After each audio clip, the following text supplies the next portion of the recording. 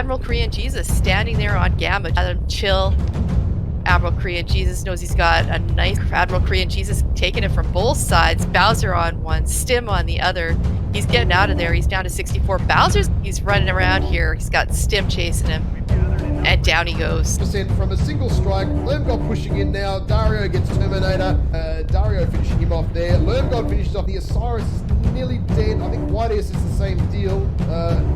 Yeah. He's there and he stripped him. I think he stripped him, or at least half of him at least. Maybe he's jammed. He must be. Oh, Red goes. Oh! Lizzie just ate a huge strike and his Haddock and Daenerys are not going to... That shot was. The Vid's taking a piece of Lizzie there. Lost all his... Yeah. I mean, yeah, just my cars are grabbing Gamma, but... And look at how low I'm carrying is.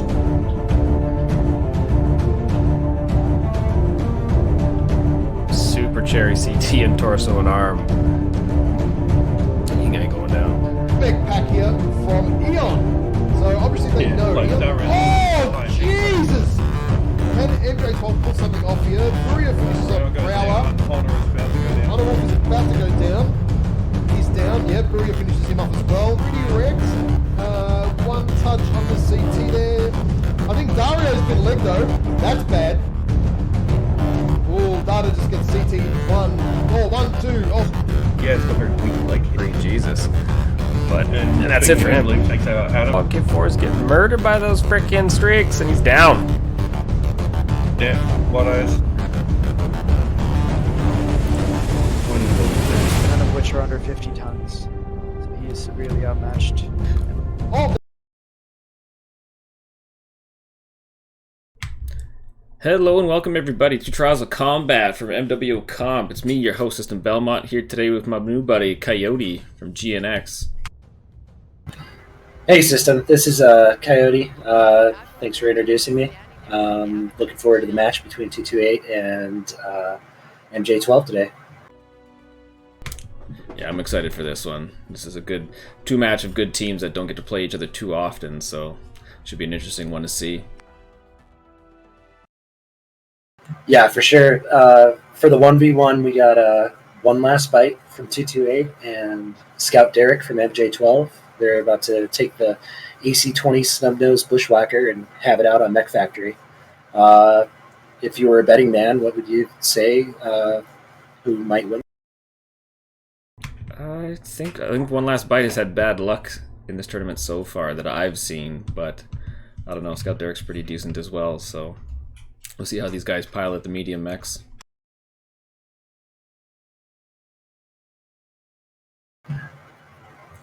In this matchup with this Bushwhacker, sometimes it might be good to get rid of that AC-20, but I've also noticed like the legs on this Bushwhacker are just so much easier to hit because of the geometry of the mech. It's really easy to shield that AC-20 torso, so it makes it difficult to get rid of it. So I really think that we're going to see leg play in this matchup. Should be, yeah. Well, we are good to go whenever you want to drop. Roger that. Here we go.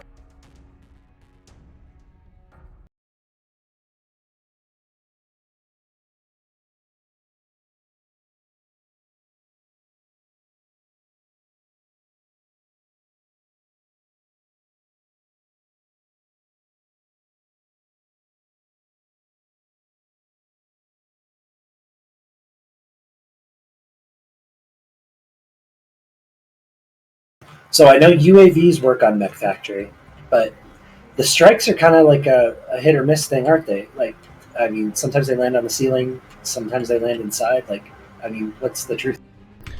I'm not sure. I wouldn't doubt it, though. I would assume the pillars and stuff would have issues with that. Although I do know the beams up top are destructible and they do fall down, so it's an interesting part of it that most of the other game doesn't happen to. Scout Derek is taking a right side movement, and One Last Bite is up top.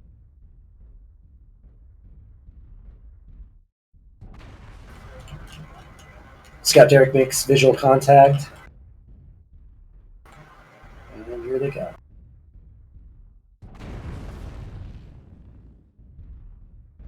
This isn't looking good for Scout. He's down low. Oh, Oh, missed. one last bite, dropped down. Oh, a back shot on Scout. That's not good. If he loses that right torso. Scout Derek doing a great job of shielding. Oh yeah, he is red to his side torsos.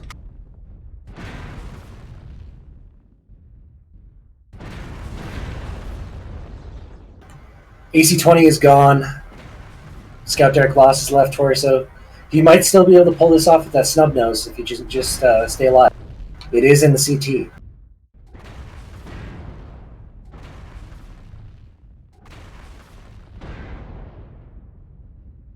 Percentage is almost even for both of these mechs. The focus fire from One Last Bite is just on point though.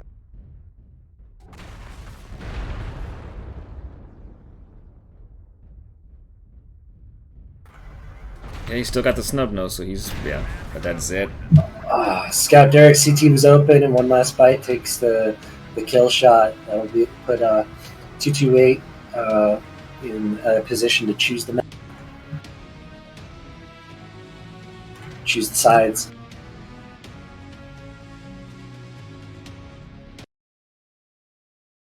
One Last Bite with 290 damage, and Scout Derek with 241. Couple of missed shots from Scout Derek, and good focus fire from One Last Bite for sure. He went for torsos, and he got what he wanted. Good match, though.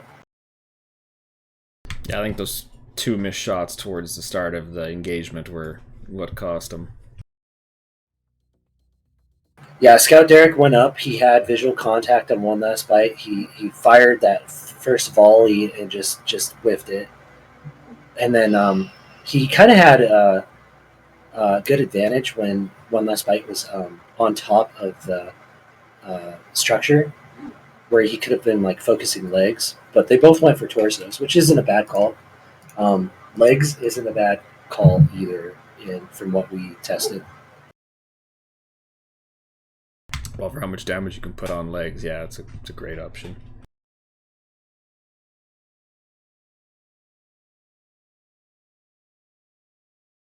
Have they decided what sides they want?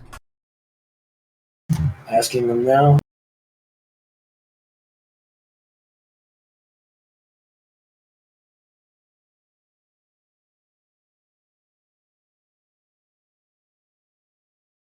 They want to do team one. No moving for anybody. Nobody's moving. Bringing up Forest Colony Classic. It's going to be the first light drop match for this entire ToC.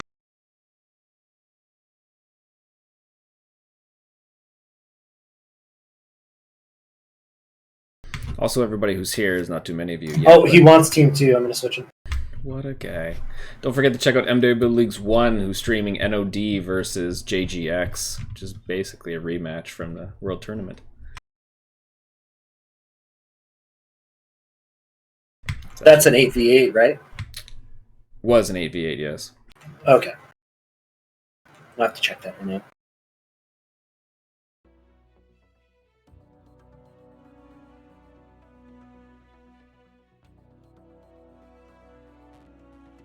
All right, we're just waiting for these teams to invite their 4 pilots apiece, and then we'll get started with match 2. Yeah. Forest Colony Snow. Getting ready for the awful Forest Colony Snow. The cap for Forest Colony Snow is Kappa.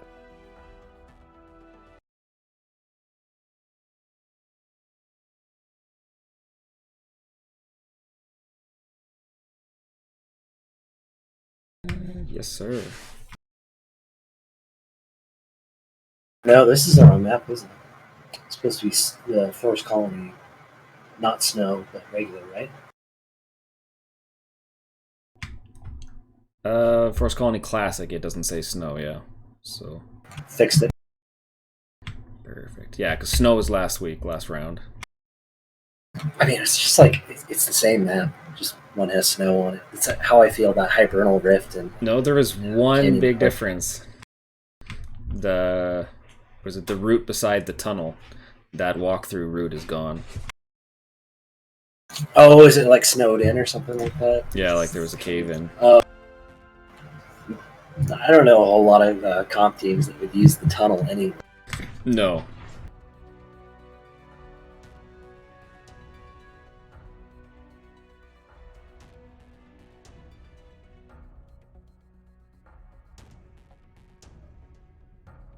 I mean, I'm assuming the Div A teams could figure it out against lower Div, but that would be interesting to see. We actually did some strategy planning for GNX's Div C plans, and we dabbled with the idea of going through tunnel and like coming up around and kind of getting on the backside of team. But it's so out of the way that if you went through tunnel, like you could get caught in that back corner and just take it apart if they back early. Yeah, there's a lot better routes around the map, so. I find that Team 1 is going to have a better time fighting from water or the Charlie 4 area because there's just so many points of cover that they can use to kind of do light trading prior to, or medium pulse trading prior to pushing, if that's what it comes down to. But cap control is really going to come in as a very important thing.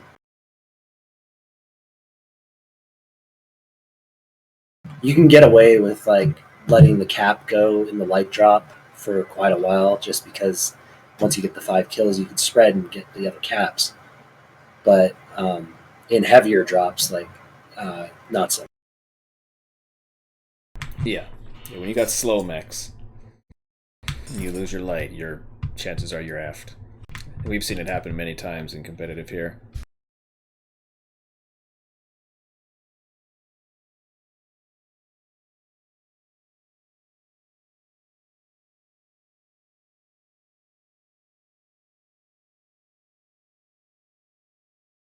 Well, it looks like the teams are getting ready.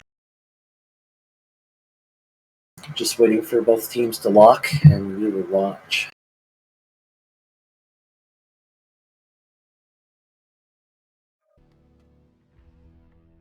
Oh yeah, we forgot to give them their 5 minutes.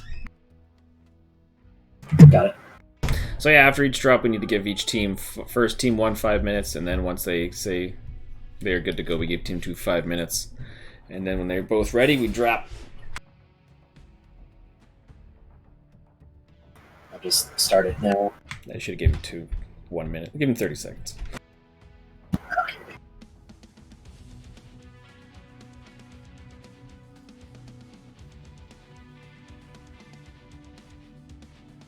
All right, they're locked.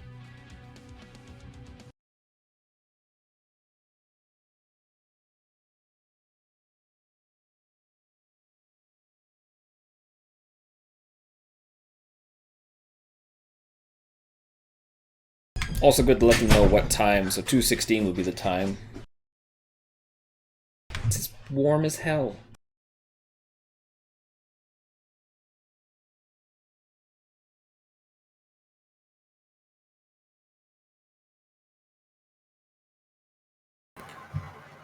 Looks like 228's grabbing another pilot.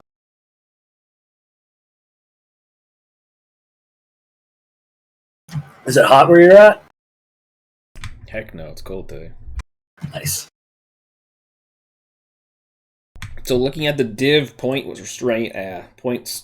range 2, everyone is done their matches and got their 5 points awarded, but Majestic 12 and 228 are still sitting in 5th and 6th, above Russian Jade Falcon Irie and just under Kel's Danger Close Commando Unit, as well as UKS and CSPS.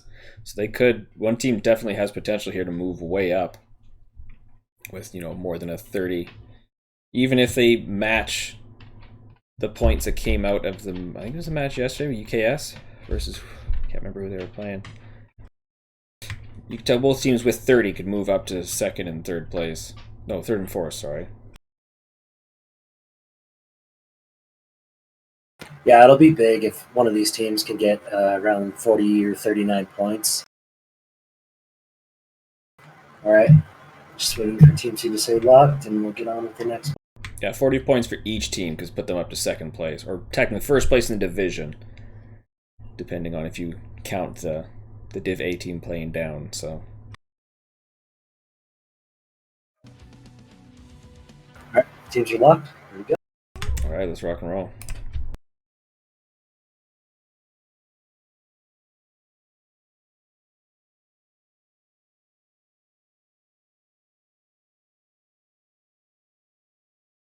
So I'd say the scariest thing about Forest Colony Classic is when you first spawn, there's the 2 cap points, Epsilon and Gamma, that you can accidentally step on. And I know, like, if you accidentally take a cap, like, according to the rules, like, it's like a doomsday clock starts. Yeah, you have to defeat the whole team. I don't know if we've seen it yet, but it would be something to see if it ever happens. I seen it in, I can't remember which tournament, but it's happened. Alright, well I'm staring at MJ12 here with Todd Marshall and the Piranha Cypher, Wolfhound 2, Urban McCain 9, Vapor Eagle 2, and an Osiris 4D. What do you have on the 228 side? I got one last bite in an Osiris with 6 ER Mead lasers. I have Foxy Short Bus with 5 medium.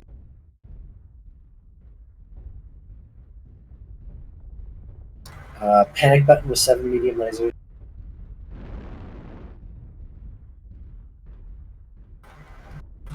And Admiral Korean Jesus with 5 medium pulse lasers. They're taking a lot of like a short range strat, but they also have that 6 ER Mead javelin.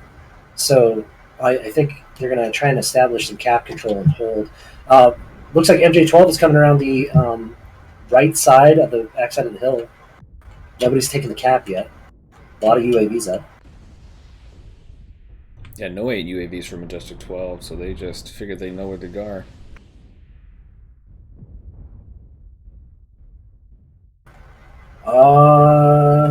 Dementhos is taking a top control of the radio.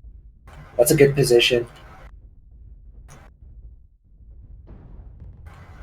Alright, it looks like it's going to be a fight on the shoreline. Strike just went out.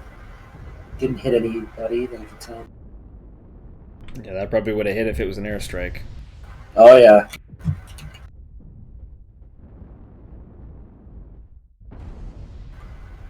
Scout Derek with the most damage right now, 91% in the Urban McCain.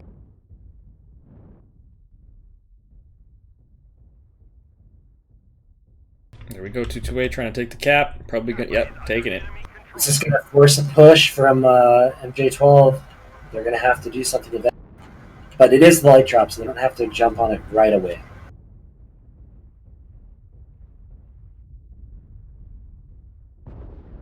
Yeah, 228 just spreading right out. Fox Short Bus just got grazed by the strike. Below. Todd Marshall, bad position, 57%. Yeah, that Piranha, I think, is it leg? It is. I mean, with that mech being legged, MJ12 is like a mech down at this point. Yeah, with that yellow leg that's left, he's in a bad place. He's basically going to have to hide. The Rock and Water, they're coming around on Dom 925. Scout Derek is coming around the other side. Okay, they decided to hold. They see the Vapor, or the Vulcan, coming in from the other side, so it's kind of stopping them. Okay, there's the... Oh, Foxy, I think that's getting hit by a friendly strike. Dementhos' legs are open. If he gets legged out here in water, he will not be able to help with the mech's contesting.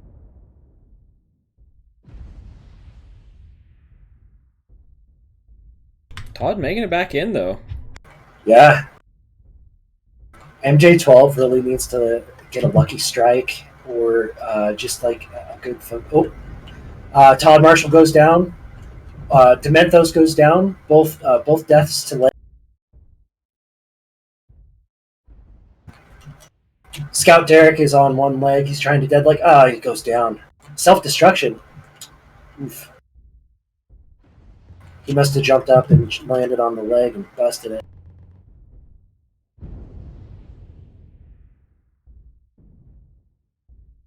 Yeah, Frio trying to bring the cap down, but there's no point.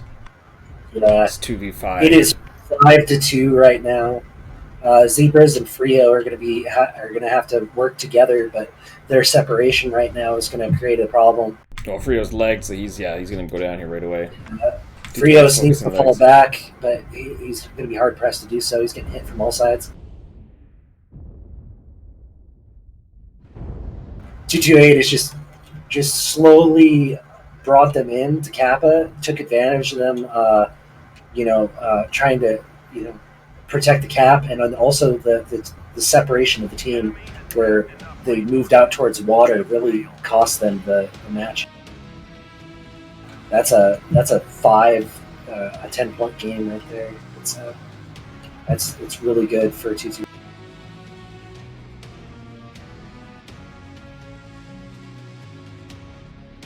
Have a look at the damage scores here. 228, nobody going above 300, but the focus fire is what's most important here in this light shot for sure. And you can see that Admiral Korean Jesus with the Wolfhound Grinner got 2 kills, Panic Button with 1 last bite with 1 kill in the assault. And just good focus fire from the Vapor Eagle too. He was able to land 344 damage, but nobody was able to really focus down anybody from 228.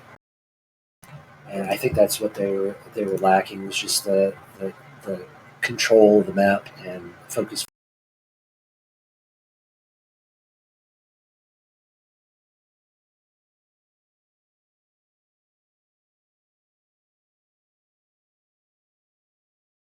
Oh yeah, 1 last bite, 35 team damage, Panic Button with 12. So it must have been a strike. Just grazing teammates. Yeah, I just don't agree with any kind of medium pulse confrontations when you get tied up with the enemy team, dropping a strike in the center without letting your teammates know that you've dropped that strike. It can really twist the drop in the enemy's favor if you accidentally graze your teammates. I'll quickly switch sides. Yep. And then give the team 5 minutes.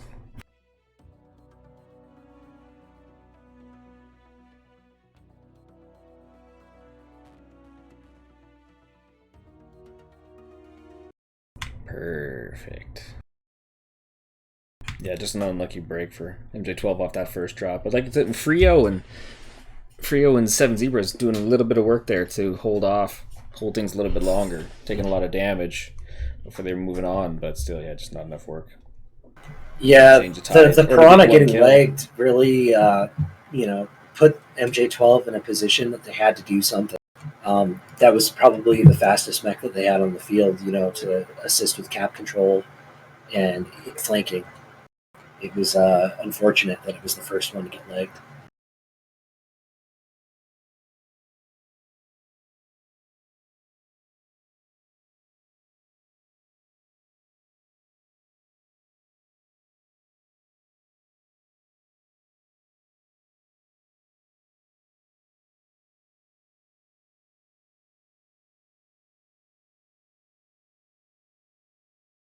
Yeah, just looking at the point spread, it is 12-2 for G2A Wuhan Watch for now.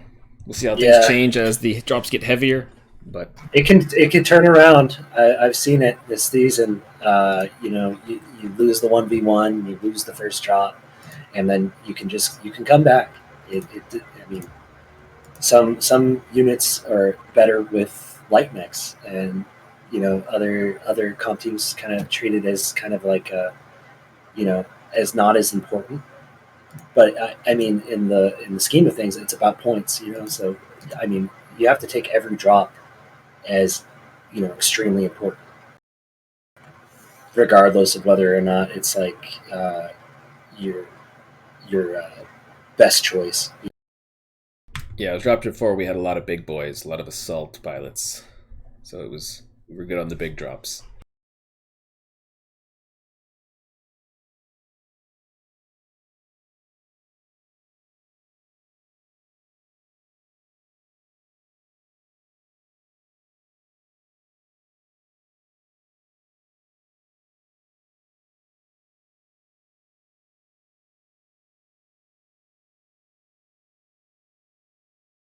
What?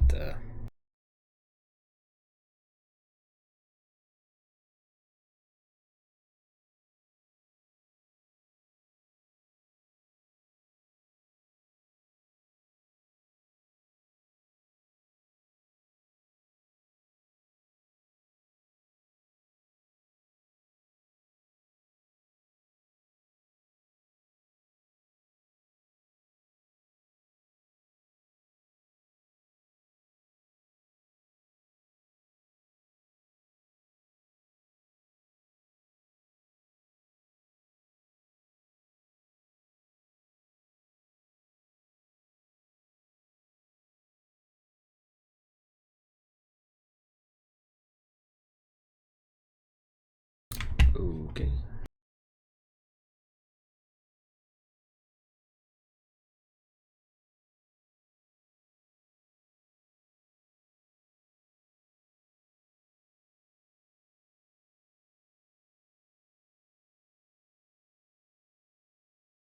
Team 1 is locked.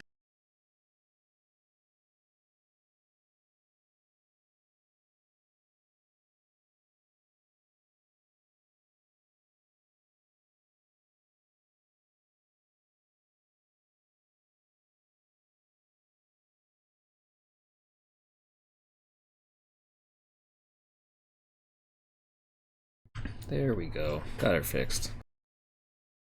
Get the transitions set. Yeah, I didn't have my hard drive placement set right. Got it. Because I'm a failure. You're not a failure. That's my job.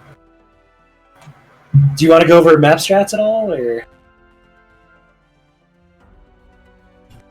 We could, because this is the medium drop. Yeah. Medium drop for Alpine.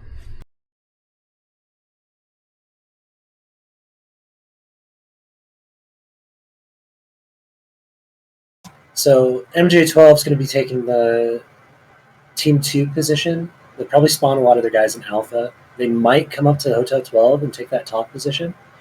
If they do, I would hope they would send somebody fast to Gamma to kind of like get the cap to force Team 1 into a position where they have to come down. There's also the possibility of kind of a brawl push. They could come up the India 10 goat path and just kind of play that game. What do you think would be the best response to that?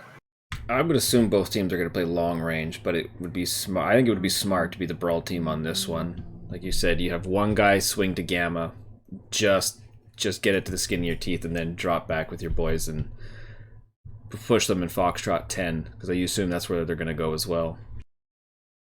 Yeah, assuming Team 1 takes a range strat and they just take over the Echo line and maybe cut a guy up into the backside of Hotel 12, that would be a good way to dislodge or even flank them. Have you seen that yet in the comp games? Somebody going up through Fox? I did see a stalker go up that way, but it was a bit late in the match. It was already too late by then, but it is always a possibility to swing up that way. Like if you got time to not get shot crossing that Echo line on the open ground there, yeah, why not? I mean, it's gonna be a lot of Vapor Eagles and a lot of things with long range ER large lasers. Or the brawly shit. I mean, it's hit or miss sometimes. Okay, both teams are locked. We're gonna cut back into the game, and here we go. Good to go.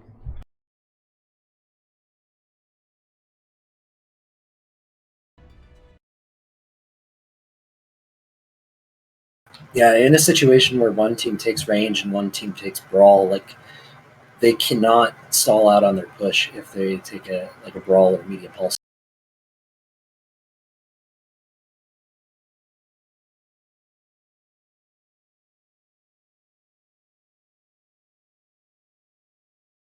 Also, if you guys are new to MWO Leagues 2, don't forget to follow us so you don't miss any of this sweet, sweet action. Maybe check out MWO Leagues 3 when we get days that are packed full of matches, so you know that they're good to go as well. Yesterday had a ton of matches. How many matches are happening today? Just these two. Got it.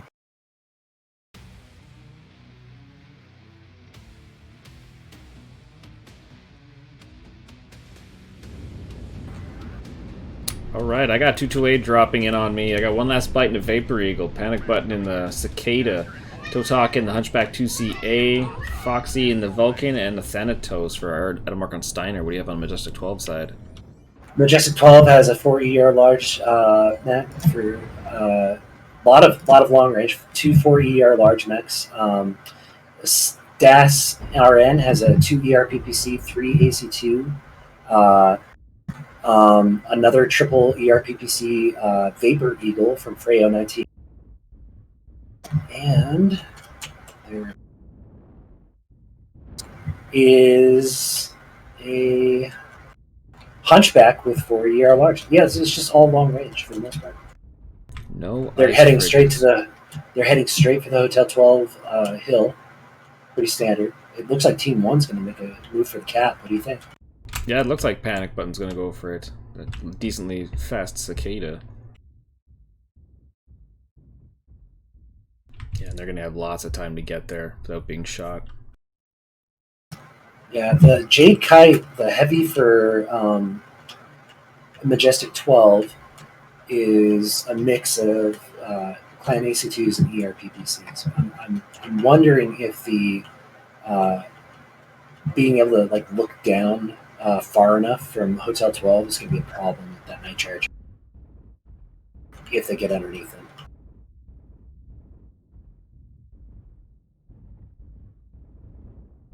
.228 is taking the cap, pretty much uncontested. Oh, there's a little bit of a fight. PPC hit. Almost had the chance to full cap it. Yeah, he could honestly stay in the buildings and just keep hitting the cap if he wanted. Although he is a long-range mech too with 1 ER PPC and 4 machine guns, so he can still... Might be good for him to sit back and try to do some work. Foxy Shortbush is coming up behind the Uziel 6P and Freyo on the top of the India 10 area. He's just doing a small engagement, didn't really fully go in, but they're completely distracted right now. See if this brings an opening up for 228.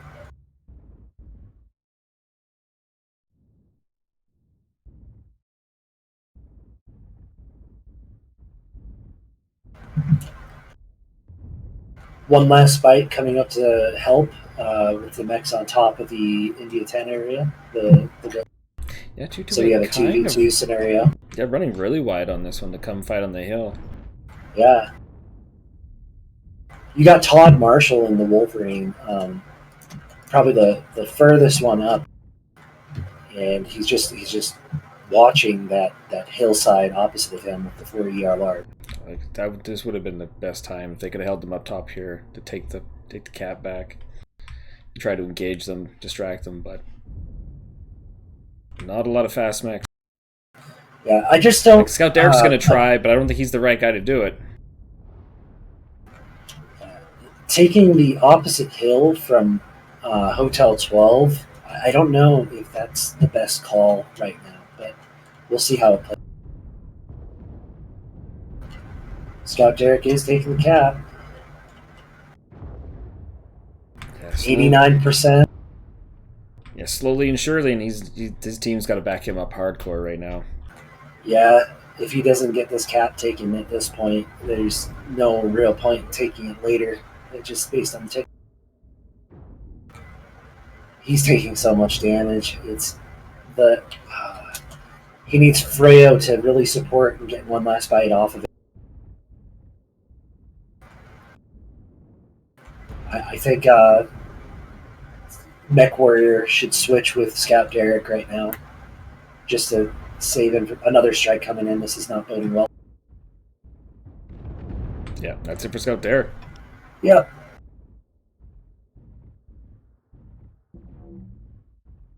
Yeah, just not enough support there from his team. But I guess Stassen's in a bad place. Yeah, he's taking a lot of damage. He's trying to do like little mini Pop-Tarts, like using the hill to his advantage, but he's just getting focused by faster hill poke. Another mech goes down, Freyo. Yeah, Majestic 12 just needs to capitalize on some kill secures. They need to, pick a side and kind of, focus.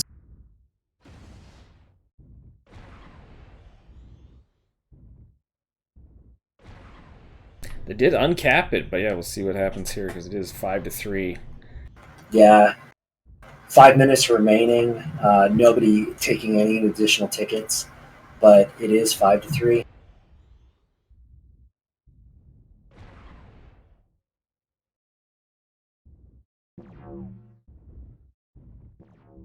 Todd Marshall is trying to cover the Uziel, and I believe that the Uziel is going to try to cap again.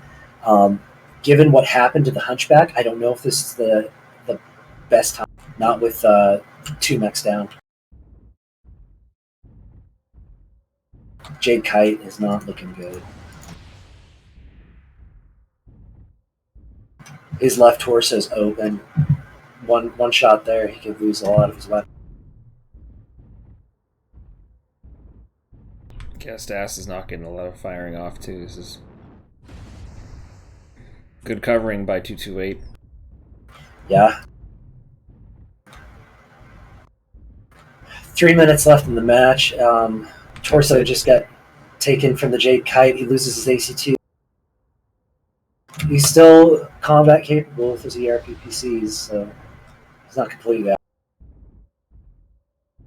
Seems like they're focusing hard on that J Kite. It was Todd Marshall, 92%.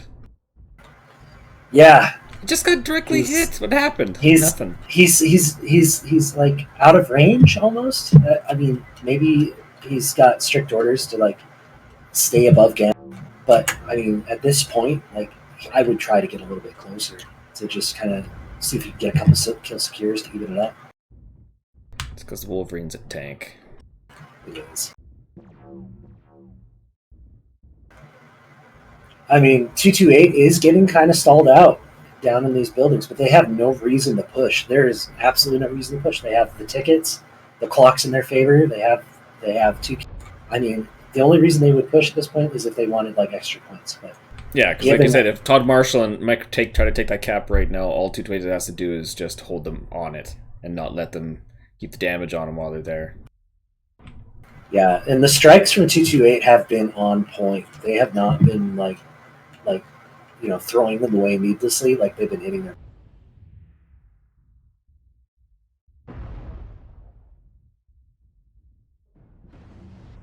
Uziel's going for the cap. Only 2 minutes remaining.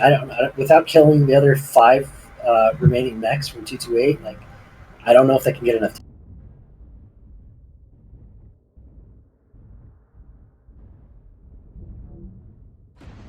Well, like every guy, even one less bite, super essential to keep at this point in time if he's still got weapons. All right. Well, if 228 is worried about the ticket count with 2 minutes remaining, they will push on this spot. And I don't see why they wouldn't, but they don't have to. Todd Marshall's getting flanked right now by the Cicada. Machine guns. Yeah, his red CT is about to go down. He's done. They're just going to push Mech Warrior. He's all alone.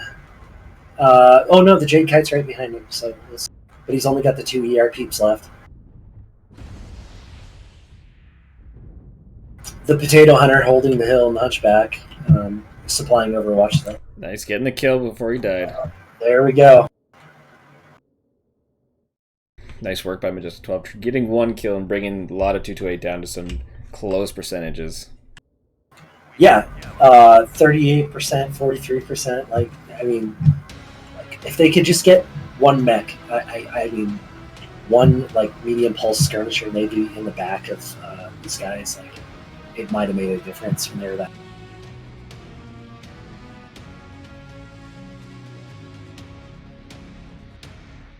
All right. Damage-wise, the Hunchback ToC for 228 doing 449 damage. Just carrying from that backside hill, overlooking. Good damage from MJ12. The Hunchback ToC tried to go for the cap and kind of did the sacrifice play for his team. Caught that strike and it just put him down. So that's understandable. Everybody on both teams did really well. It just came down to kill secures for MJ12, and I really think like the Wolverine needed to come up closer to the fight, maybe reposition in order to really get those kill secures.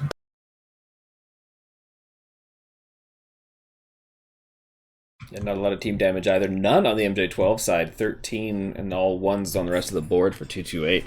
So good job by them not to do any damage to each other. That is good. But great component. 4 components destroyed for the Uziel Mecha Warrior, and Stas are in that Jade Kite with 5 most of the match. 4 for Foxy Short Bus, and 3 for Panic and Adam Mark on Steiner. It's good work by these guys.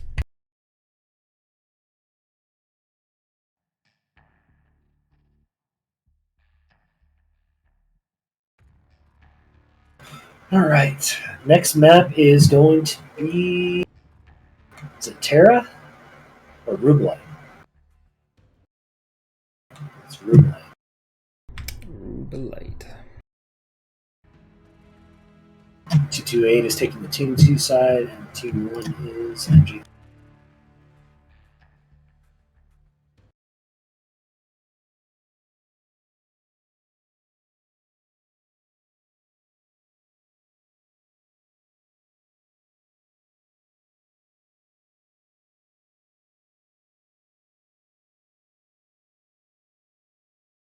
So I got the map strat up.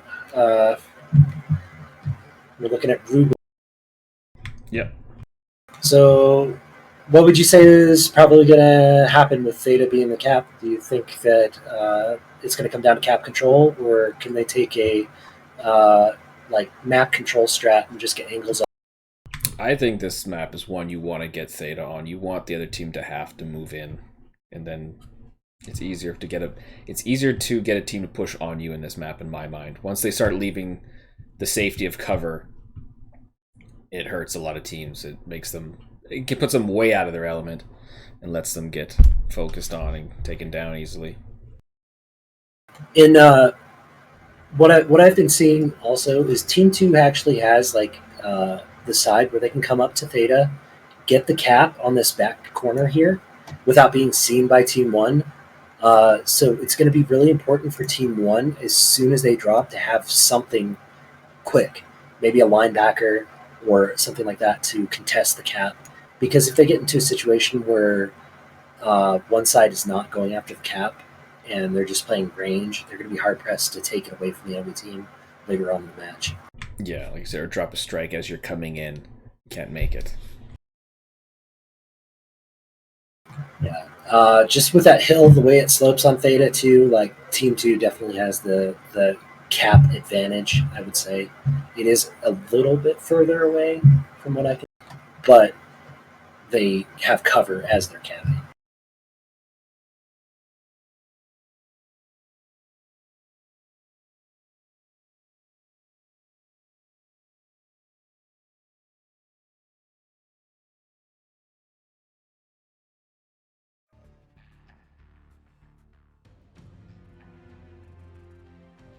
I think it would be really advantageous of both teams if they have three very strong range trade mechs in the heavier classes, and then for the a couple of fast heavies wouldn't be a bad move. I don't know what the word for it is. I am a guy who tells you to bring the linebacker. You should always have, in these types of drops, you should always have one fast one. Yeah. Just in case you need to move across the map quick. Yeah. Yesterday in my drop, GNX's drop, we took a Hellfire C and a linebacker, and I mean the Hellfire squishy, but I was able to back up the linebacker, and we were able to work that. It gave us flanking advantages, something that the enemy team didn't have. So it's definitely kind of worth it in my eyes to at least have one fast mech to take that cap. Yeah.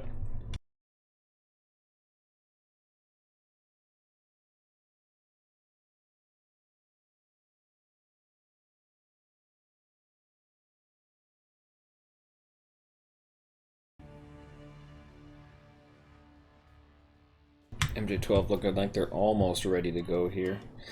Grandma Korean Jesus almost had a disaster.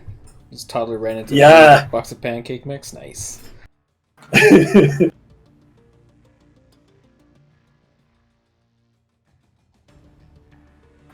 I couldn't even imagine picking that up. That would be a nightmare.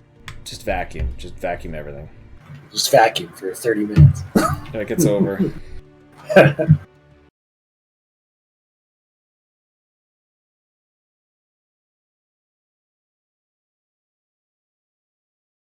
Yeah, the point spread 22-4 is not looking very good for Majestic 12. Looking great for 228 Wuhan Watch, though.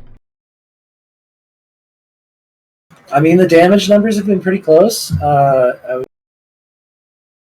like to see MJ12 just get the kill secures against 228, because they've been getting them down to 30%, 50%.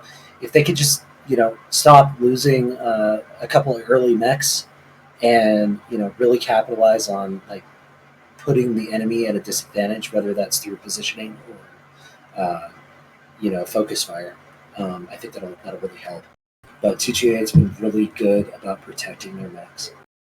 Well, I mean, this is basically a 228 Blackwatch team, so when they want to be on point, they will be on point. So it's hard to play against a team like that unless you are the best, like a JGX or a Imperial style team. So MJ12, you can see having a hard time, but it's not impossible to beat 228. So it just takes a lot of work, a lot of coordination, and I think MJ12's just been off their game so far. So, like I said, the heavier we get, we'll see how better things change.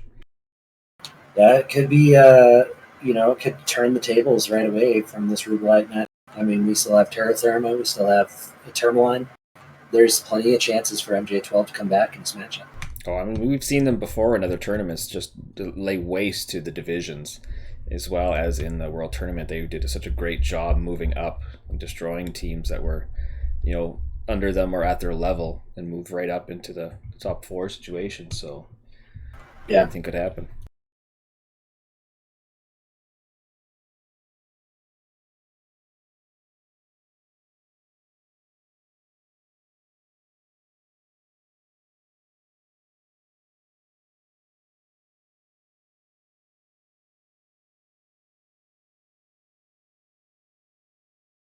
A few more minutes for 228, and then we will be rocking and rolling in the heavy drop. Yep. I wonder if we're going to see any Annihilators or maybe the ERPPC Blood Asp. Could be. All right, both teams are locked.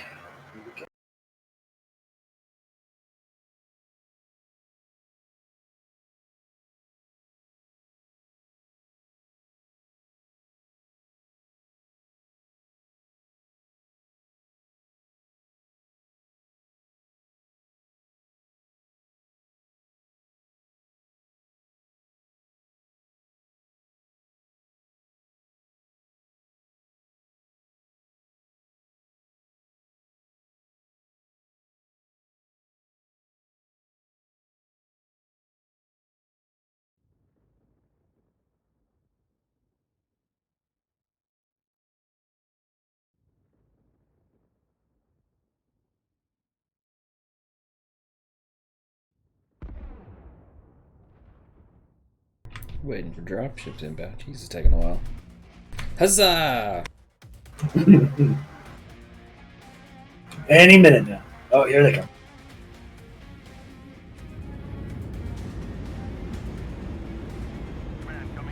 Alright, well, I'm staring at MJ12. We got Stassen in the Night Gyre D, Rifleman 2C2 for Todd, Frio in the Summoner D, Annihilator 2AS, which will probably come handy for Scout Derek, and Dith Menos in the linebacker red line, as we were talking about. What do you got on the 228 side?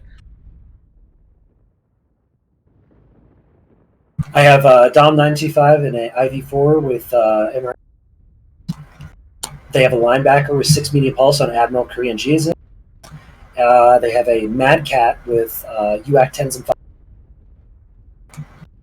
And they have a Mad Dog from Potato Hunter with LB20 SRM 6s, 3 SRM 6s. The Hellfire. Yep, he's coming up. I have to get him. Taking a very wide route away from the team. It's interesting. Yeah, he's got to see. 4 ER Meads and 4 SRM 6s. That's the same mech I had yesterday. We'll see how it plays out.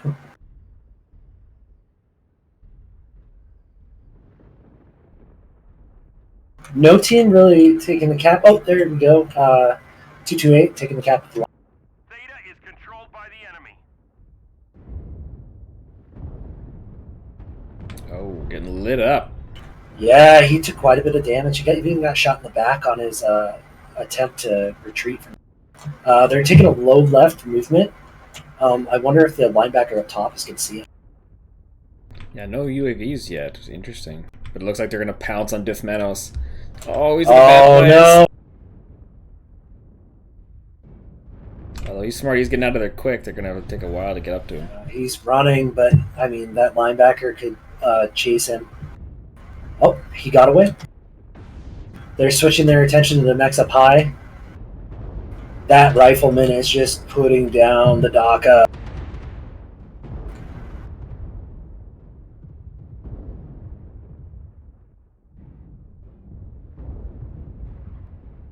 The Nitri are being pushed on top by a 3.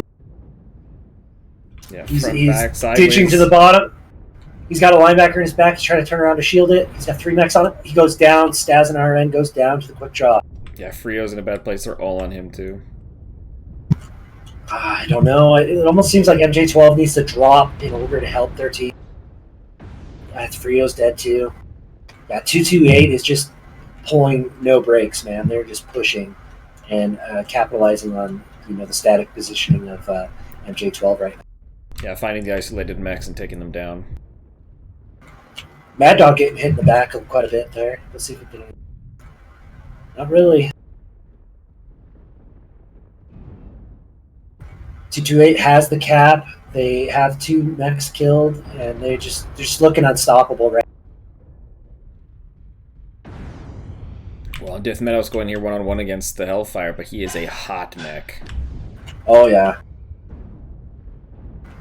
Oh, he just dropped down in front of the Mad Cat. Scout Derek is down, killed by Adam Steiner. Potato kills Todd Marshall up top. There's only 1 mech left for MJ12. He's fighting against the Hellfire right now. He's done. That's it.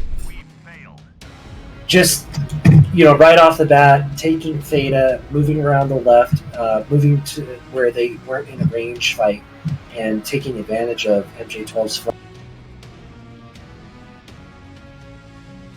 Really good performance for 228. The Mad Cat 2B, 620 damage.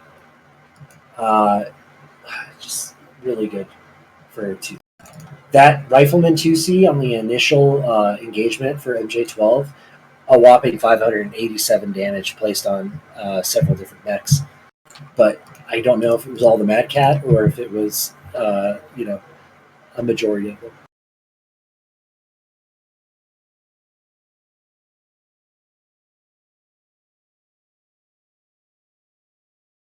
Any team damage?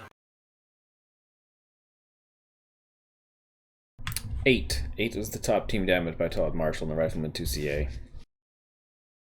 Probably into Scout Derek's back by accident. Yeah. Well, 8 damage. That's not really a whole lot, so that's pretty good. That's good for them.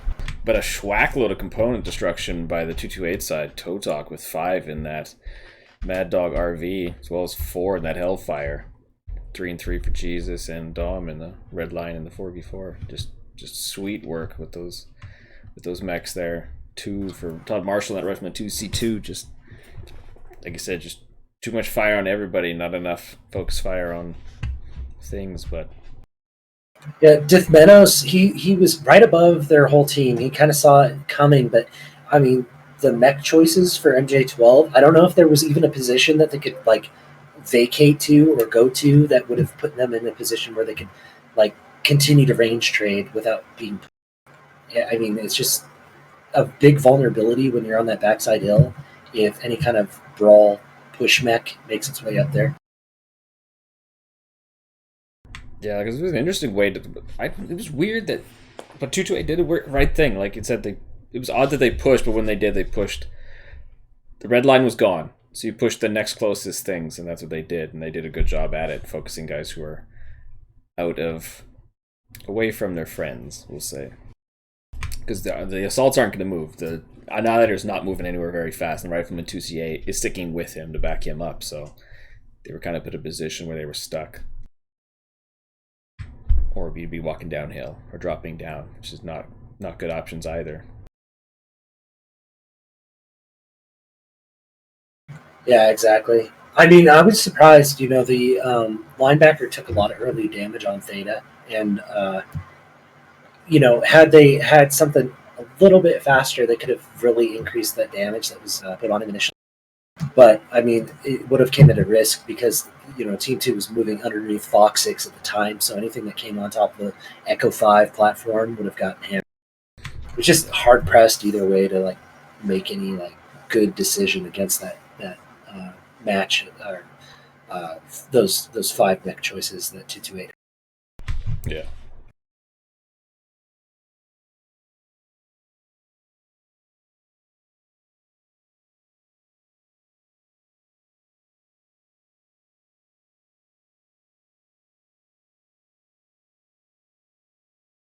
All right, we got Terra Therma Conquest. Team 1 is spawning on the north side of the map. Team 2 on the south side. Theta is the cap. What do you think is going to happen for Team 1? Team 1's going to be 228. Do you think they're going to take a Lerm ATM strat, or do you think they're going to just take a DACA Gauze kind of hold strat for Theta? You have 4 assault mechs and 1 light. So, as I posted in the chat, it should be a mandatory Old Terra Therma match. They have to go walk up to Old Terra Therma and then fight each other out there. But I don't know. The matches on these ones are always a bit odd to me. It's hard to call them because they're always so different. Some teams play Terra Therma maps so different than other teams. Especially with 228 being one of the teams who plays a lot of super weird strats that work great against teams that are never ready for things. I mean, options available for Team 2. I mean, they just gotta hold that crescent on the backside of Golf 7 and just try to range over Fox 7, Golf 7. Team has like a plethora of strategies. I mean, if they took a Lerm strat, they could put somebody up here in the orange soup, right? I mean, they could come around to Fox 8. They could go to Golf 8. Like, there's just so many different avenues. But, I mean, realistically, like, Team 2 just has to hold a good firing line. Yeah. Yeah, there's a lot of super weird angles on this one. There's a lot of weird places to be or get stuck or be forced into, so it's tough on this one.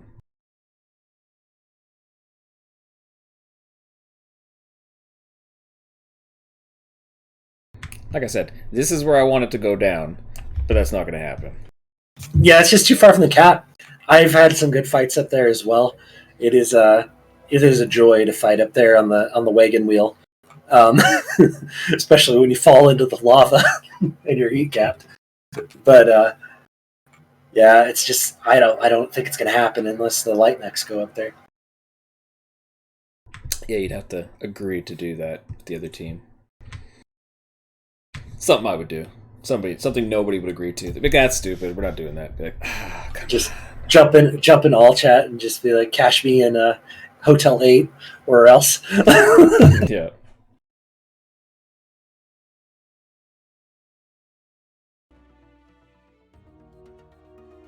All right, one side locked. Wait on MJ12.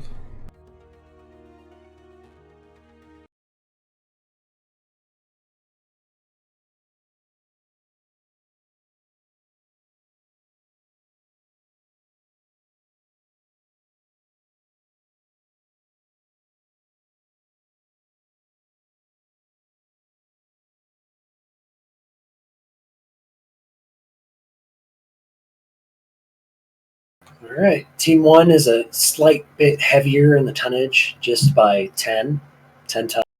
So should be trade, I would imagine, for both teams. Just waiting for MJ12 to lock. They're locked, and off we go. Oh, rocking and rolling.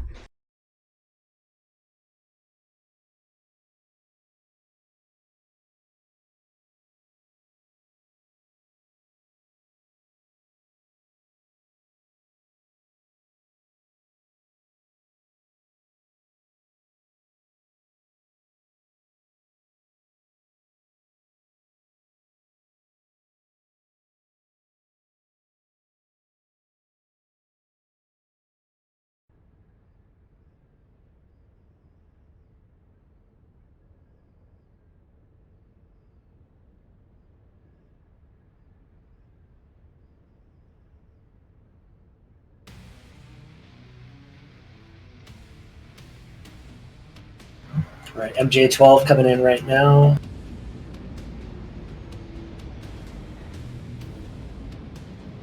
Man coming As I am staring at 228, and they have brought a Spirit Bear. Holy crap-oly. Marauder 2CB, Annihilator 1X, Blood Ass B, and a Wolfhound Grinner for Dom. What do you got on the Majestic 12 side? Staz RN and a Cyclops Sleipnir with UX, Todd Marshall with UX, 10s and 5s. Blood Ass from Dementhos with Ultra AC5s and 2 ERPPC. And the Annihilator 1A with 5 Ultra AC5s. And they have a Wolfhound too.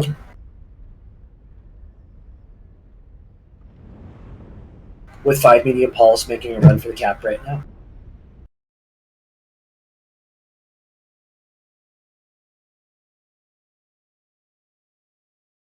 We have a skirmish going on around Theta, 2 Wolfhounds going at it. If Grinner's running ECM, I wonder if there's going to be... oh, he's breaking. He has the cap. He doesn't really need to stay and contest it with Mech Warrior. UAV above the cap. He sees him coming around the corner with the UAV. Oh, that Spirit Bear's coming in hot. Yeah, it's fast. Holy. Yeah, Mech Warrior needs to get the hell out of there. Resource point Theta is ours. This is allowing Dom to really capitalize on finishing up the cap if he wanted to.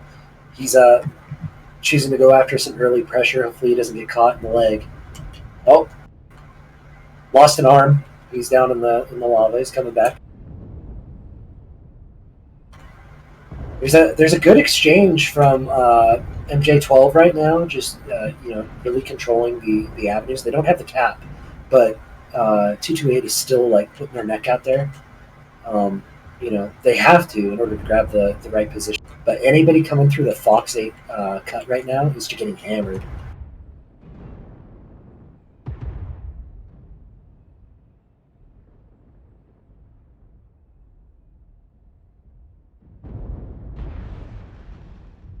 Kodiak Spirit Bear trying to get out of there.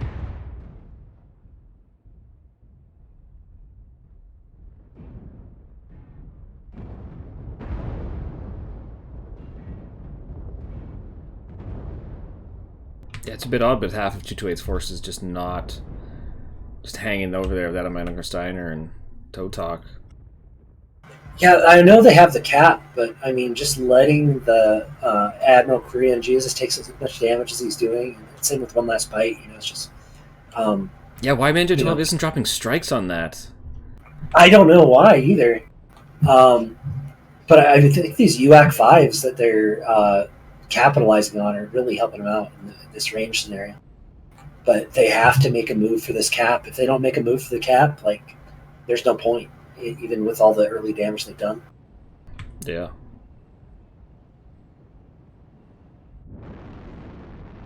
Yeah, they're slowly coming in now. Yeah, Todd Marshall and Dementhos are taking the top position above the Fox 8 grid, right above the cap. Dementhos fell down, though. He's not with Todd. Oh, Todd is being seen from both sides. This is good. Stas and Freyo coming up from the backside to help out. Oh, One Last Bite just getting murdered. Oh, we have a flank happening. The Wolfhound 2 from MJ12 coming up behind the assaults and Fox. Nice. That's exactly where he needs to be, too. Beautiful strike. Yes. There's that strike we were talking about, just in a different location. Awesome work by him. Ooh, Korean Jesus and One Last Bite coming through the lava. That's very hot, but it's a good maneuver if they can get up here and pressure Todd Marshall and Dementhos. But they really need to watch their back because Stas and Freyo could take them out. The Wolfhounds are going at it, both equal on percentages. Good strike on the cap. Potato Hunter is going down. Same with, I can't even keep track of all that. That was a lot of deaths. Todd Marshall's out, Mech Warrior's out, and the Potato Hunter.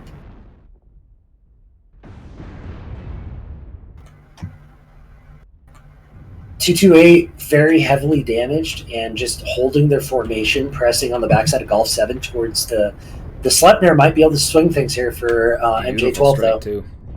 Yeah. Yeah, the Annihilator's putting in hard work.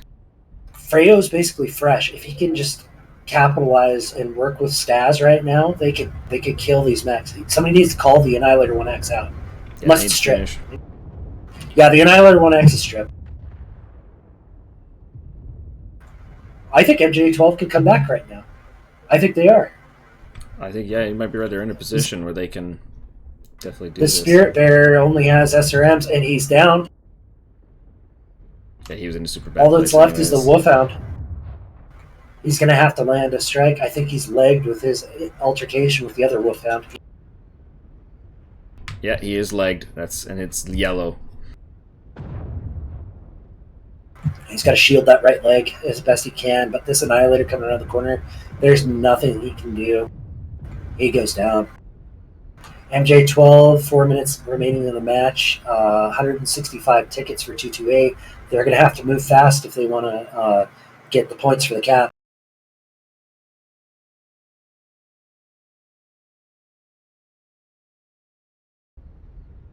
And that, my friends, is a beautiful round win for MJ12. Well, it's not over yet. 228 still has 165 tickets, and they're all in assault mechs with 3 minutes remaining. It's going to be close. Wow, we got this decently slow Schleppnir making his way. Yeah, he's going. He might make it to Epsilon just in time.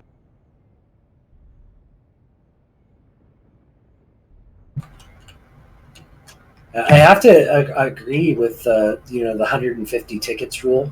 It is like the danger point, where it's hard to turn it around. Yeah, in the amount of time that they have, it gets super tight, super quick.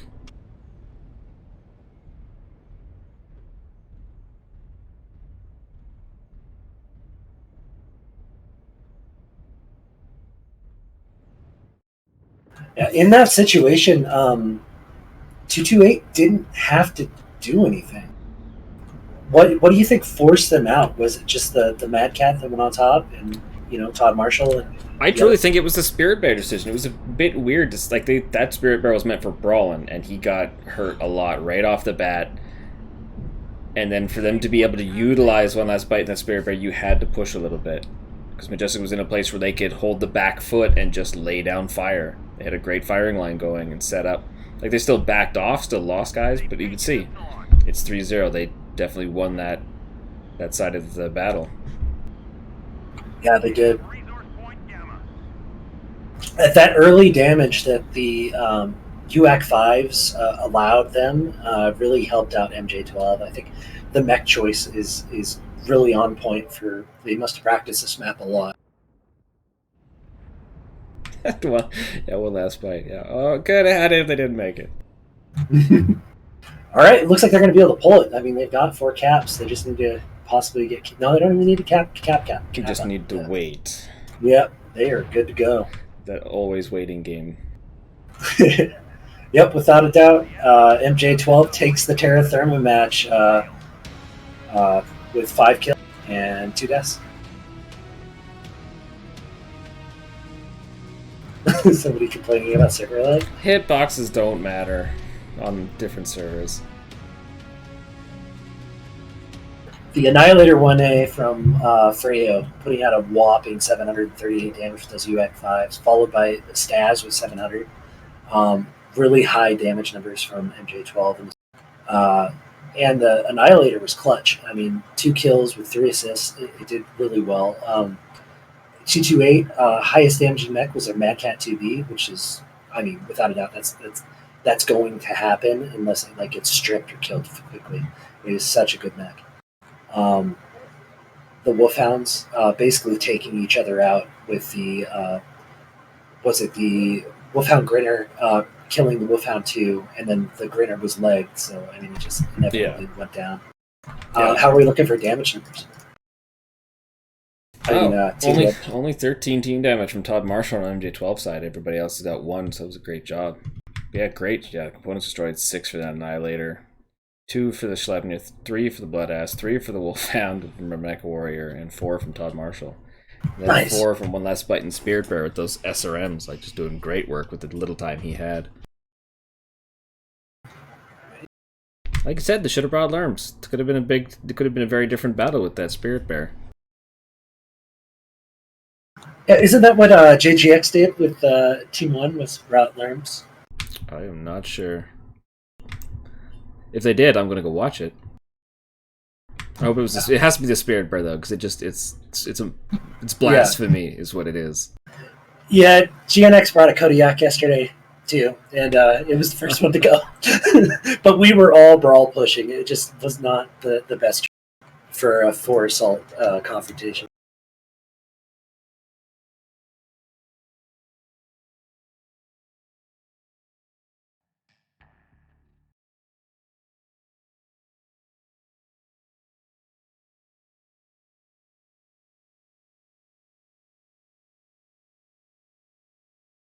So, how's the scores right now? What's the It is 35-15 for 228 Wuhan Watch. So, like I said, MJ12 needs to win this next one. They need to blitz it. They need to win 10-1 just to keep things close, keep their points moving up. Yeah. They could come out with 25 points at the end, which would be ideal to really stay on the board. Because even with 15, they tie Kel's Danger Close Mercenary outfit. So with any more, they move up. Because Wuhan's going way up, so...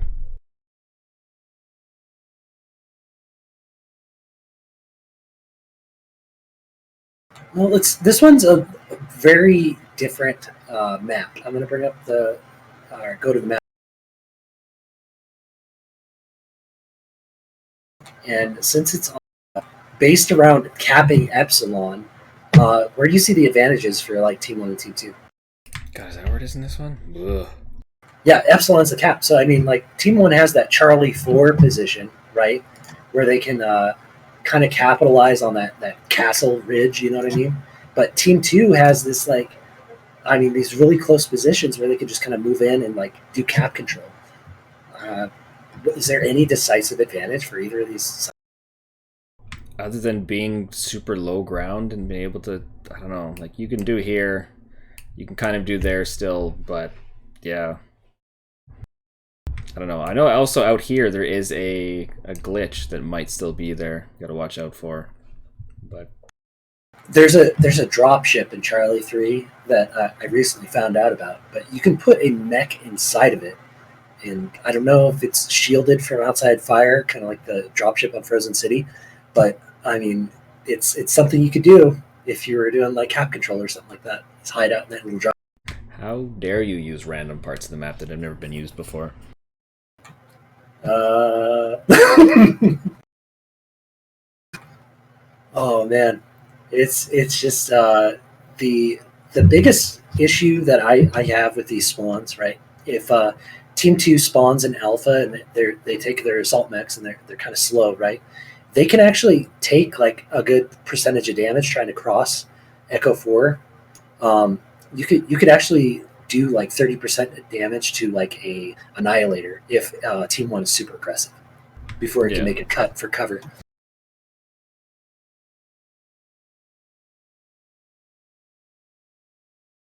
I don't know if anybody's seen it yet, but I'm waiting for it to happen. But I just want to see like Team 2 just go straight across and Team 1 just go straight across, and it's not even about the cap. It's just I'm going to kill you because I can see you. Just because the how close those spawn points are. Yeah. Oh, we got MJ12 locked. Oh, yep. Halfway down.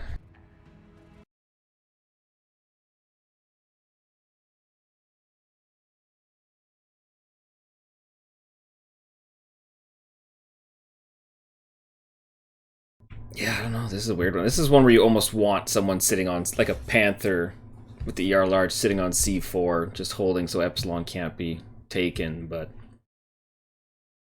Yeah, exactly. There's actually a spot, and I'm pretty sure Team 2 might use it, but you can actually go up on top of this rock here and get vision of Charlie 4. I mean, you're visible from the right side, but it gives you a good vantage point to kind of like cancel out any kind of range mechs that are in the Charlie line. Because the D4 center one you can climb as well, can't you? Which one is that? The Delta 5? Oh, Delta 4? Yes, I believe so. But it puts you at it makes you kind of exposed to like Echo 3, Delta 3. I don't know if you can get to cover quickly enough. Not very familiar with that one. Yeah, you're probably holding back using the D5 one, or yeah, you're up here. It's a weird, like I said, it's good to move these points so people got to try new things, find new aspects of the comp that they want to use. There's a lot of opportunities too on this map for like if you get away with spawning like a really good light pilot in Charlie or a Vapor Eagle and Bravo with ERPPCs, like you can for Team 1, you can use that to your advantage to kind of like offset the team early on. Maybe like get the Piranha across and like come up behind them or whatever light mech. There is opportunities to like play kind of like a game where you can like outflank the team, but it's a risk.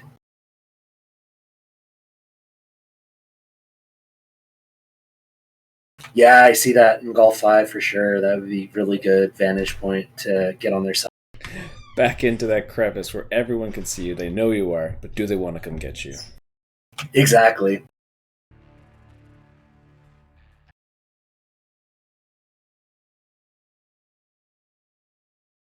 Yeah, it'll be interesting to see how this one pans out.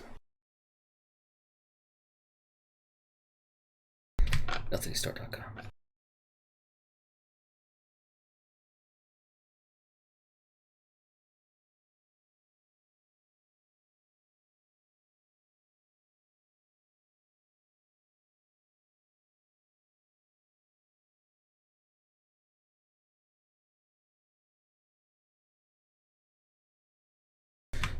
Looks like 228's almost ready.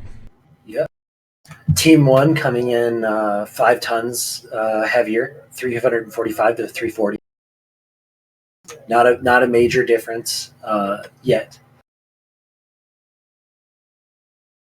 And it looks like both teams are settled on those alpha spawns. So it's going to be a run for Epsilon or a run across. We'll see.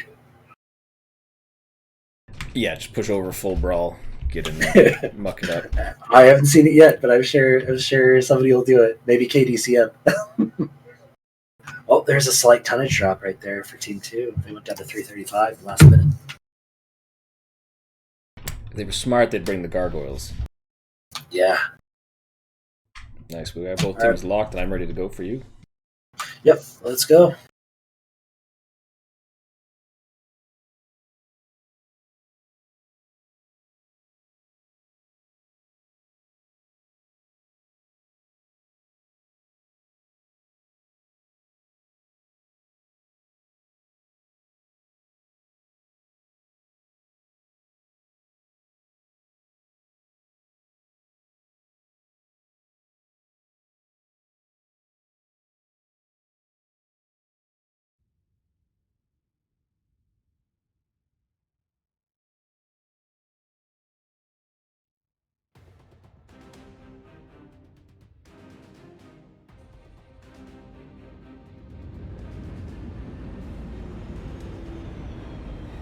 All right. Got it.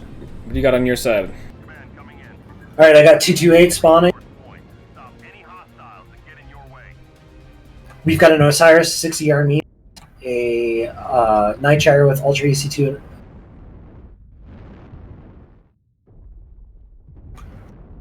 They have a Mad Cat 2B with the Ultra, a Blood Asp with Ultra, and a Hunchback with 3 ER peeps.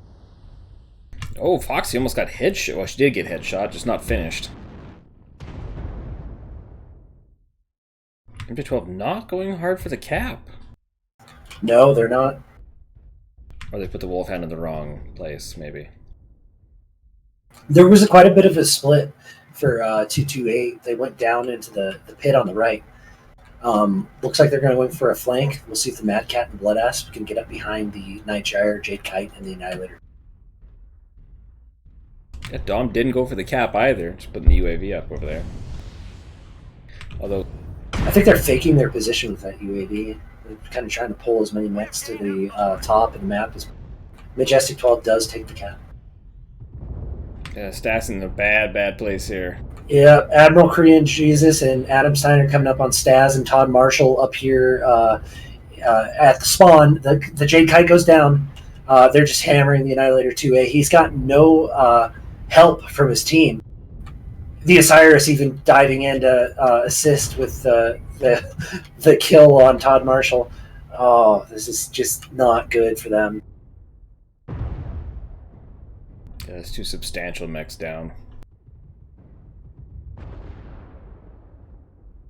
Yeah, mech needs to get out of there too. He's in a super bad place to R to mark on.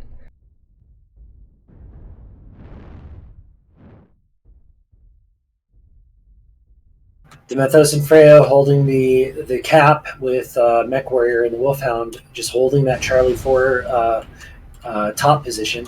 There's a lot of damage on 228. They could, with some key shots, kill secure some of these mechs. They just need a few good strikes and some good focus fire. Yeah. Yeah, MJ12's going to have a hard time holding these guys away from them and the cap. Yeah. That Osiris is coming up on the backside along with the Mad Cat 2B. This could be the move that kind of kicks him off at the top of the hill. We'll see what strike out for 228. We'll see if it hits. Oh, just barely misses Demeth.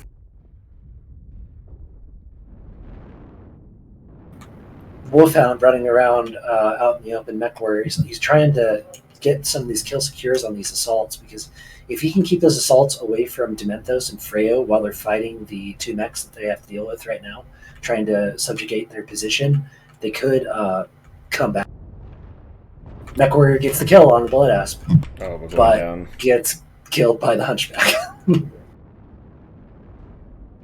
Oh, they are having a hard time getting these mechs off the top. I don't know. I wouldn't even drop down if I was Demethos, but he's down.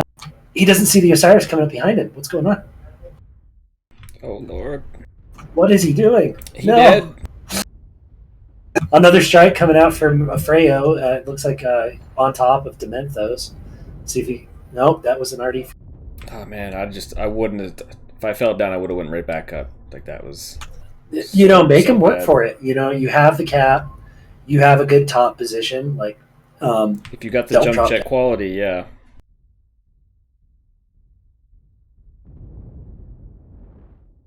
I've had situations where, nobody has jump jets or something like that, and there's a mech up high, and they're just like, nobody can aim up high enough to deal with it. Like, I think he panicked and dropped down. I mean, had he not done that, Freo wouldn't be fighting alone right now.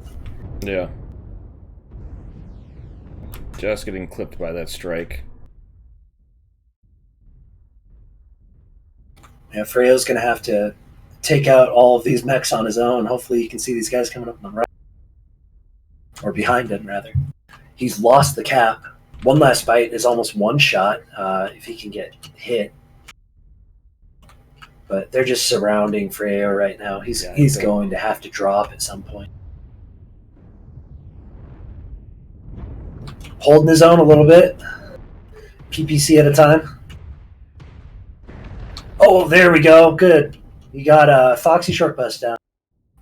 He's dropping, going after the Osiris, which is actually the freshest mech. But if you can catch it in like a 1v1 scenario, it might be good.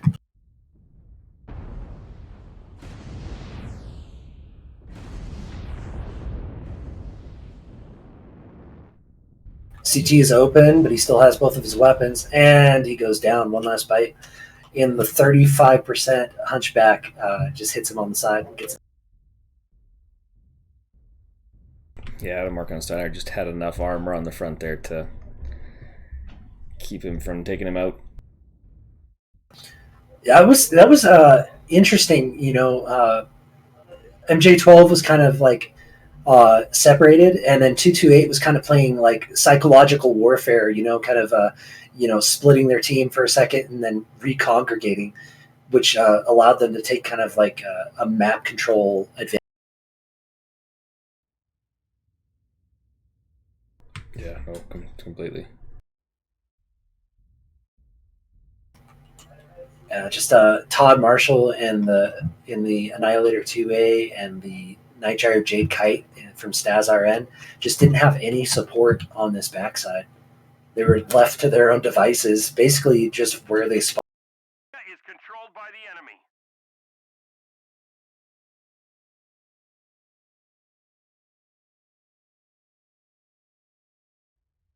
Enemy has capped enough resources. Now they can go back to playing Halo.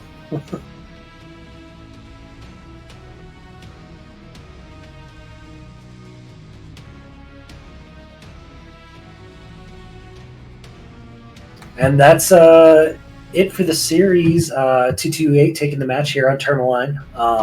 Mad Cat 2B with 651 damage, and the Hunchback 2C from One Last Bite had 2 kills with 489 damage. Good focus fire for him, and hanging on to that 35% mech.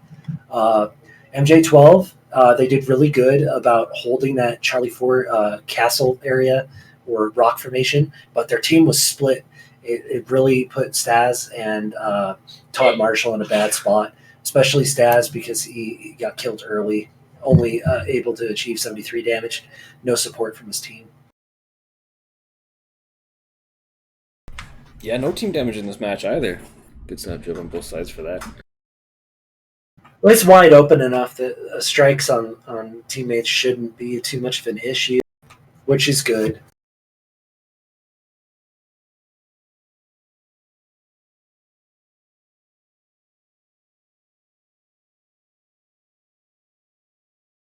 And we do have both team captains here. Let's go bring them in. Hello, gentlemen. Hello. Hello. So we have, that was Diff Manos from MJ12, and we have One Last Bite here from 228.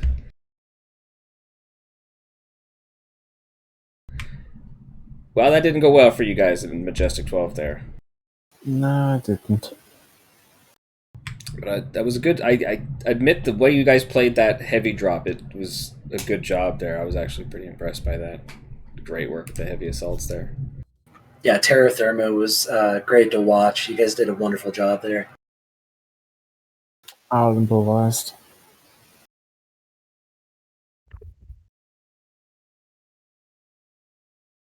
So it is 45 points to 18, so you guys still move up, but yeah, 228 moves way up in this one. Terra today had a lot of luck. I mean, not really much luck. They had good positions, but for some reason pushed early out, and it was just their bad luck in the situation. Could have been a lot worse again. Yeah, Mikado was supposed to sit back with the Mad Cat, so we had miscommunications there with him coming all the way out, and then once he was all the way out there, we were like, well, this kind of sucks. He's just getting struck to death and super hurt. And then yeah, we didn't make a good push. It was well received by you guys. Yep. So how do you guys like the Forest Colony Classic map in competitive? I mean, it's scary. You can just get in vision of stuff way too quickly. But I mean, it's been reasonably fun. Like, I haven't had a reason to hate it per se. But it's definitely like an intimidating map to prep strategies for, because it is really hard to guess what your opponent's going to take, and certain decks will just beat other decks on there because there's little you can do to mitigate it. But like for the light drop, it didn't really matter. Yeah, it doesn't matter that much. All drops matter. What are you talking about? Back to Alpine Peaks, you both had a range strat. How did you guys feel fighting each other on that map? Was it like almost a mirror matchup, or was it very, very different in mech choice?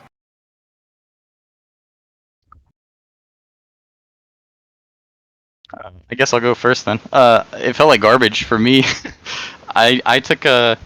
So we figured MJ12 was going to do something like run at us, like a more aggressive deck like that. We didn't think they were going to take the standoff trade from the back hills.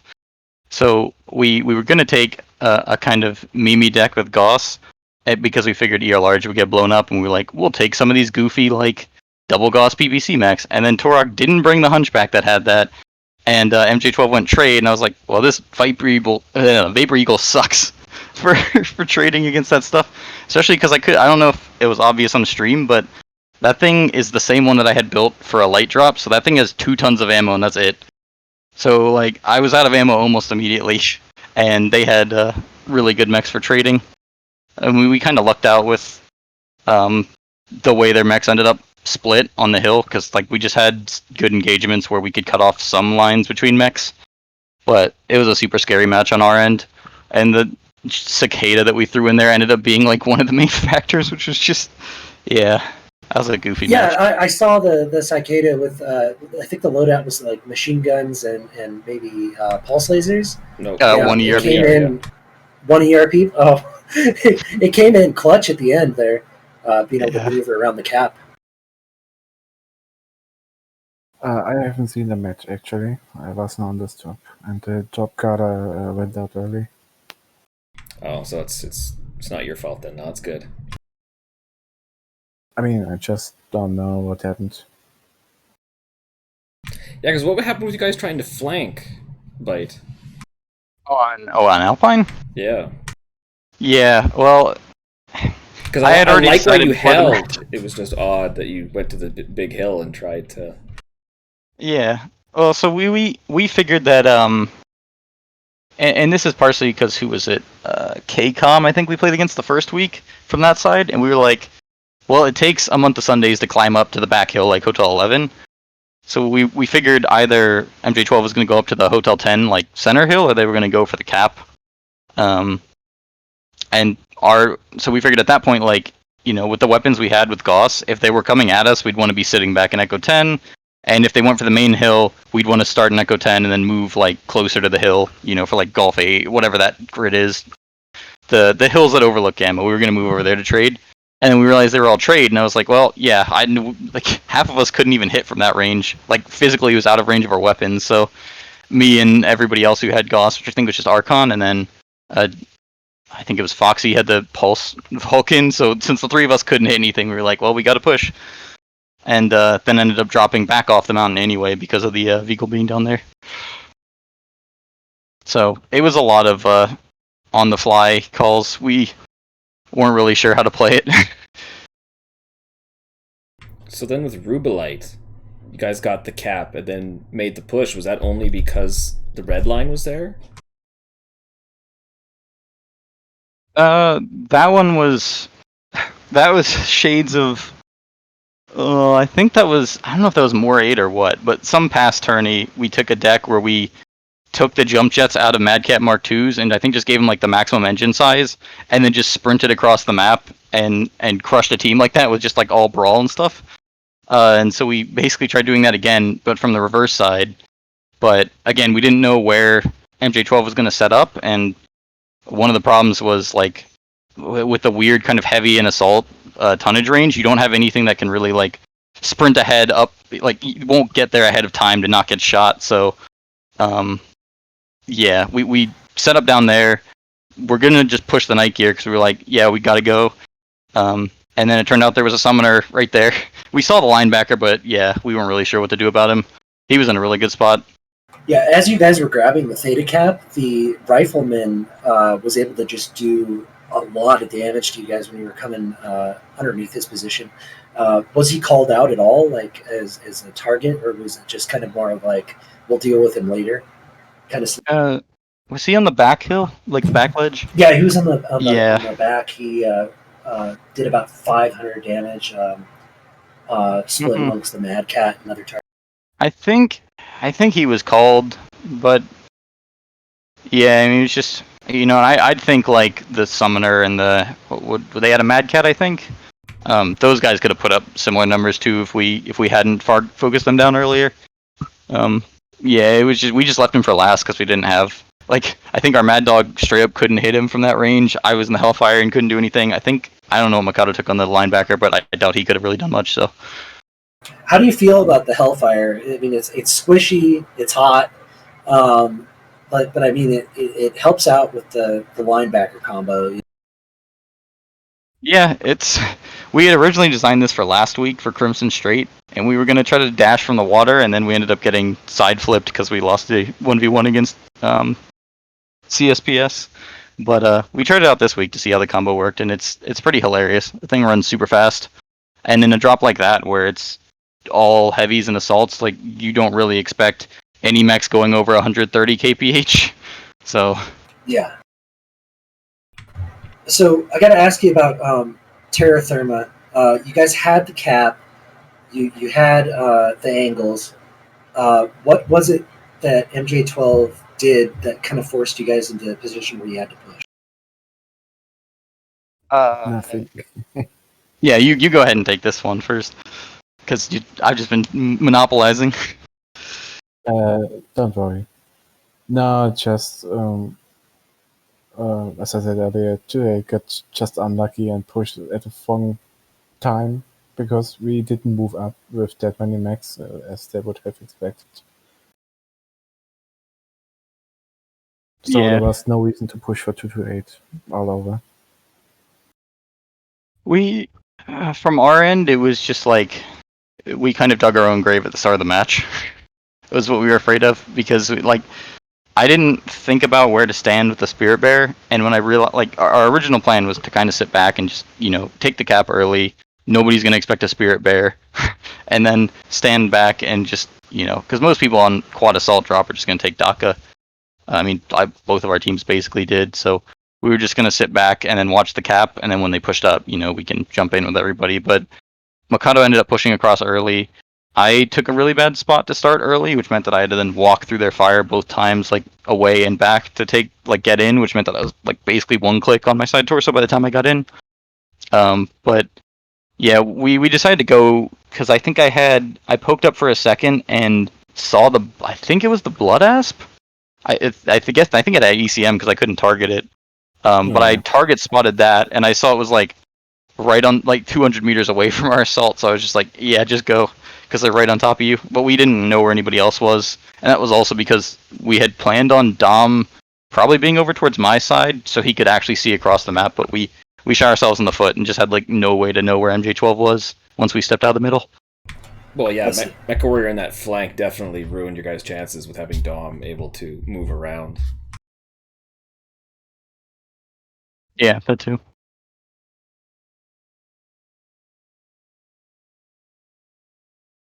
So, I mean, after that match, you guys went to Tourmaline, and I got to ask, Dith, why did the separation of the team occur? Was that a part of the original plan, or was that just something that just kind of happened organically? No, it was really surprising that some mechs pushed our guys. That's not what we expected, and we didn't got a sight on them early enough. Otherwise, we just planned to do Overwatch from the 4 positions we had, like where we placed us, and this didn't work out. Yeah, because at the start of the match, I thought it was odd because I watched the 2228 guys go down into the valley and then come around where you just snuck around the side of that brawling hill. I was like, that seems like a weird place to go. But then when it happened, it was like, yep, that makes perfect sense. Yeah, from our side, we've had in previous tournaments a lot of really dumb strategies that kind of worked out for various reasons, and one of the ones I've been trying to get to work for a long time is sending assaults down there. But in most tournaments, it doesn't matter, because like getting your assaults from there to Theta, when the map is usually the entire map, is like, the enemy team's usually looking that way, and stage is a really bad place to be if the enemy team's set up to look at Theta, which is usually the case. But since this was Epsilon, we figured we'd try it because, most people are expecting people to either run down towards Epsilon or run down in the open towards like the Alpha to Alpha spawns, and ended up working out a lot. Although we almost lost the match back because I did not expect you guys to have 3 mechs over there on that ledge. That was pretty funny. Yeah, you guys were coming in towards that ledge, and I mean, a lot of your mechs were like 50 percentile on quality. I think, was it Scout Derek was like 30% towards the end in his Hunchback. Like, it was really risky, like coming up to try and get those mechs off of that Charlie Fort hilltop. Did you guys, for a moment, kind of feel like, oh, we're going to be in trouble if we don't get these guys down? Oh, 100%. I think if I think it would have probably been better for MJ12 if their mechs had stayed up there, but like I hate, hindsight 2020ing any match. Yeah. But yeah, we were definitely worried for a moment because I think whoever was in the Vehicle got a really good strike on me right when he jumped off, and that swung the match super huge back towards them. We got a couple like clutch kills at the end that secured it, but yeah, it would have been super dicey. I mean, we thought about running away, but like, nah. I know it's a valid strategy in this to just save your mech so the other team can't get kills, but like, nah. Yeah. MJ12 seemed the same way on Alpine. We were like, honorable. You send your mech, every mech must go to its grave. So yeah, we were like, we're gonna shoot this out one way or another. Makes sense. So ToC 5 versus 5 is completely different from any other division tournament. How do you guys feel about it so far? Are you enjoying it? What's your initial thought? I guess You can take it. Rules are sorted. Yeah. I mean, they're working. It's fun to play. It's not something particularly difficult about it, about job making and stuff. So, yeah, it's easier to handle than previous tournaments. Are you guys enjoying the format of each drop? Yeah. Yeah, I mean, for my 2 cents, I think there are parts of it that are really fun, and then parts of it that suffer just because of like the natural format. Like, so my parts that I suffer, I mean, like you rarely see trading going on in this league just because of the way it's set up, like with the reduced timer and reduced team sizes, and like the single cap. There's not a lot of situations where you can set up trade and not just be super vulnerable to a DACA or Brawl Rush. So I think from that standpoint, it's a little sad because we can't get to have these really long trade things like you would see in Major League MechWarrior or some of those older tournaments. But at the same time, it's refreshing for that to not be the only thing we're doing. So it's still fun because Brawl and DACA and that sort of stuff, it never usually comes up in AV8s, or it rarely does. And if a team does it, like they're the brawling team. Like it's so unusual. And then I also really like the matches like the Tourmaline one, where because you're focused on one cap, it directs you to a really different part of the map. And in 8v8, like we had strategies that tried to do that, and other teams have tried those too, where you try to flip the map completely. Like I think on Alpine and More 8, we did a lot of trading off of the main hill, which was kind of not seen before. At least since like the ye old times of Alpine. So, yeah. Overall, I think it's pretty refreshing to play. And like I said, the fact that you don't have to spend so long figuring out 8 mechs and it doesn't have to add up to a certain tonnage or anything makes substitutions and things really easy. No, that's good to hear. But I'd like to thank you guys for coming in. Again, congratulations 228 on the 45 points earned, and good job, Majestic12. Glad you guys got a drop in, or you did hard work on your part to get a full drop win. I hope to see you guys see a little bit more badass action in the future. Yeah. Yeah, thanks for having us. GG's.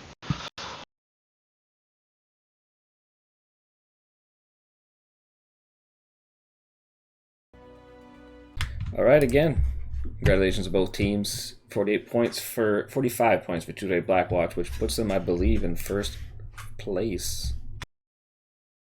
Check my Div B chart. Yeah, basically first place. Yeah, really good showing for 228 today. And good job for MJ12, still moving up in the ranks, so they were still moving above Kel's Danger Close mercenary outfits. So, again, Coyote, thanks for joining me.